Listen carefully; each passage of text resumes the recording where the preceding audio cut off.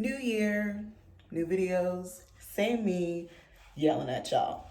How y'all doing? Hey y'all, what's up? How you doing? Happy 2020. Hey. So how you guys doing? It is a new year, which means a whole new year of new videos for y'all to consume and leave ridiculous comments on it for me to keep yelling at y'all to do better. Okay? Okay. Glad we're all on the same page. So today's video is something that I actually been wanting to talk about for a little bit, but due to the holidays and everything, I decided to postpone it. Let y'all have your fun until 2020, and now I'm coming at y'all next, okay? Just might want to clutch your pearls, because this is coming for most of y'all white people, okay? I wanted to talk about adoptive parents, white adoptive parents in particular, who don't allow their black kids to listen to black music. I'm specifically speaking about Black experiences as a Black transracial adoptee, but really this can apply to all transracial adoptees, whatever culture they may be. Music exists in all cultures, okay? And that's one of the reasons why letting people listen to music from their cultures is so important, because it's part of everybody's culture. And I don't understand why we're always forced to listen to this whack ass white music that y'all love so dearly, and we're not allowed to listen to the people that we come from. I don't get it. I mean, I get it because racism, but we're gonna break that down a little bit, okay? Okay. I don't even know how to verbally explain how important music is in the Black culture. I mean, we can go all the way back to slavery with like Negro spirituals. Like, music was literally used as a language for slaves to communicate with each other, so that their slave masters did not know what plans they were making, all the way back to like the beginning of time, okay? Like Africa, music, bitch, it's there, okay? Like, Black culture is so intertwined with Black music, from everything from like the hip hop movement, jazz, blues, country. Y'all like to pretend the white people came up country, bitch. It was us, okay? It was us, my people, okay? Us. I remember like one of the biggest things when you go into Black culture for me, especially like when I was trying to like learn about Black culture and integrate with Black people and like socialize with Black people, it was always like around music. You go to any function that has Black people, there's music. Black people be dancing when they eat food that's good, even if there's no music, because it's just like music and us, it's just a part of us. There's nothing more alienating than like going somewhere around your people and you the only one on the side that can't do the electric slide because you ain't never seen it before, because your white parents was like, we can't listen to the devil's music. So you don't know the electric slide. So you can't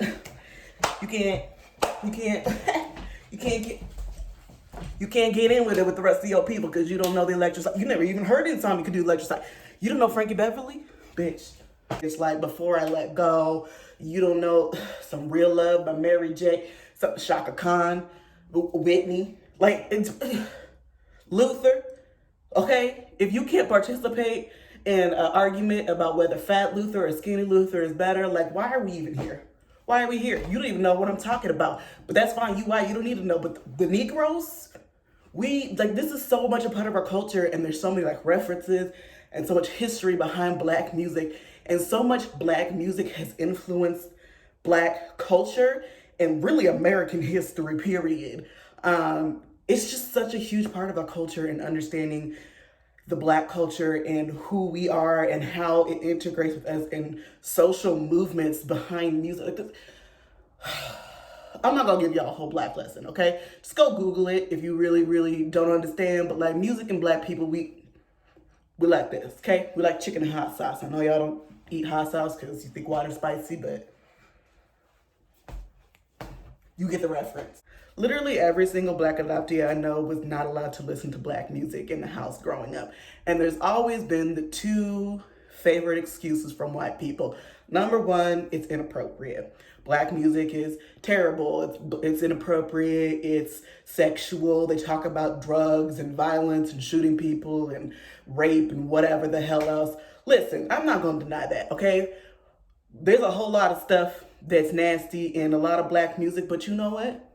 The same exact shit is being talked about in all of y'all little white faves music as well. Okay? Black music is no less or more inappropriate or violent than any other genre on the face of the planet. Okay? There are parts of black music, hip hop in particular, that are nasty, whether it's violent, whether it's drugs, whether it's about sexual assault or misogyny. Yes, absolutely, that does exist. But there's also music like Jasmine Sullivan or Kendrick Lamar, or there's so many other people. I feel like white people have demonized black music, especially specifically hip hop. Because really, when we talk about black music, the first thing white people think of is hip hop. Like no other genres of black music exist. But y'all have chosen to demonize black music, aka hip hop, just because you don't like black people. So you assume that all black people or all hip hop that exists is all about murdering people and misogyny and blah, blah, blah, blah. Like there ain't 111,000 goddamn rappers out here that rap from everything from God. There are Christian rappers. Did you know that? No, you did not. Mind fucking blown. I blew your mind now, didn't I? For everything from Christian rappers all the way to the dirtiest of the nastiest low down rappers that need to be buried under the jail, okay? There's a spectrum. There's a wide ass spectrum that exists, which is the same for every other genre on the face of the planet. Like, I'm so tired of black music being villainized as this terrible thing when literally, like, y'all's rock and roll faves, some of y'all's country faves, sing about the most disgusting, bullshit, misogynistic, like, nastiest shit I have ever heard in my life. Ever. Like, what? What are y'all talking about? But of course, it's acceptable because they're white. So they can talk about chopping off their mom's head and burying it in the backyard because, oh, he's just white. That's fine. But as soon as a black person says, yo, I like the shape of your ass, all of a sudden it's, oh my God, misogyny. We can't do it. Please, Chad, turn it off. I can't. The second, which is probably the most common reason we get, especially from white people who adopt, we only listen to religious music in this house. Now, I was raised in a religious household, very Christian household. And the religion thing is a whole nother talk for another day, because I personally, I do not believe in organized religion anymore. I don't really consider myself Christian.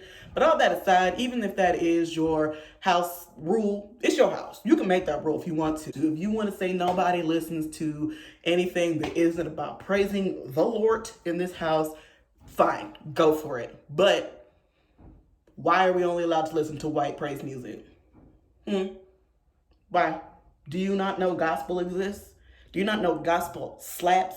Like, I don't even consider myself a Christian anymore, but I listen to gospel on a regular damn basis just because the music is good. Them people sang down, okay? Why are we not allowed to listen to gospel music, but we allowed to listen to fucking Jeremy Camp and Hillsong? Why? Why? Even in my house, we were allowed to listen to white Christian rappers, but we couldn't listen to, like, Lecrae or any other black rappers that were Christians. No, it was always like, you have to listen to white people singing this boring ass white music. Now, don't get me wrong, I mean, some Hillsong songs slap, truly. But you know what also slaps? Yolanda fucking Adams, bitch, okay? Kirk Franklin, bitch, stop. Hey. Yeah, I promise you, no matter what rules that you make, we're listening to it anyway. Okay, my house was a no non-Christian music household. You know what I was listening to? Everything that was not Christian. Okay, I would just put on my headphones, get my little Walkman or my little portable CD player, bitch, and I was bumping Black Eyed Peas, Missy Elliott, Toni Braxton, everything that was not of the Lord. We're listening to it anyway. You can't leave the house. You can't even turn on the TV without hearing something that ain't Christian or might be inappropriate for whatever reason. We're listening to it anyway. I promise you we are. So instead of making it feel like we should be ashamed of listening to things from our culture or connecting with something from our culture, because for a lot of us, like for me specifically, music was the first time I was ever allowed to see myself and my culture represented. It was the first time that I was like, holy shit, these are my people.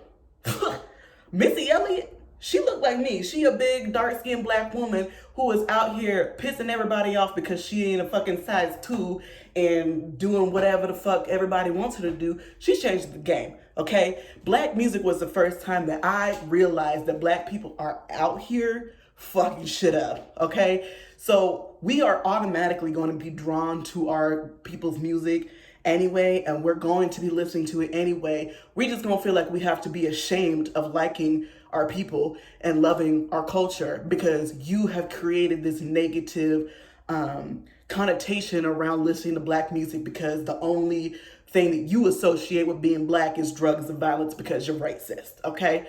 That's not the case, okay? There's so many different kinds of black music, black genres, black singers exist in literally every single genre on the planet.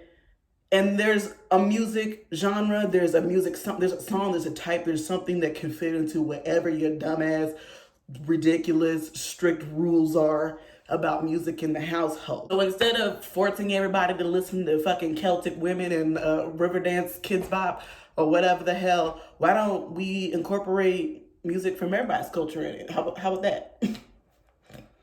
How hard would that be? Also, like, black music just slaps. Like, y'all might have some rhythm a little bit more if you actually listen to stuff that had some rhythm. Like, who don't want to hear Whitney Houston sing?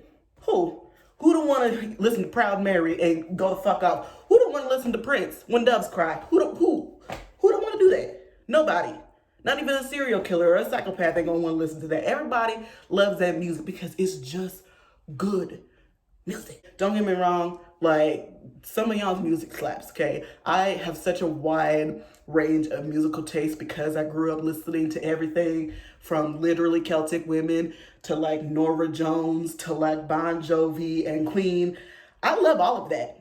But I also love my Missy Elliott, my Trina, my Lil' Kim, my Kendrick, my Toni Braxton, my Whitney, my Jasmine. So I like it all. Hell, I even like some country music. Rascal Flatts, bitch, go off. Absolutely. Point is, allow your black children to have access to the music from their culture. I'm not asking you to let your 5-year-old listen to Back That Ass Up or like Tip Drill. We're not asking about all that. I'm just saying, if Anita Baker comes on the radio, bitch, you don't need to rush to turn it off. If you want to listen to Casting Crowns, why not also let them listen to Mary Mary, okay? Why not also let them listen to some Frank Hammond as well, okay? Just be a little, just, diversify it. So if you think of black music and you automatically think of like getting your ass ate or whatever, that's your problem, not mine, okay? That's something you need to work on.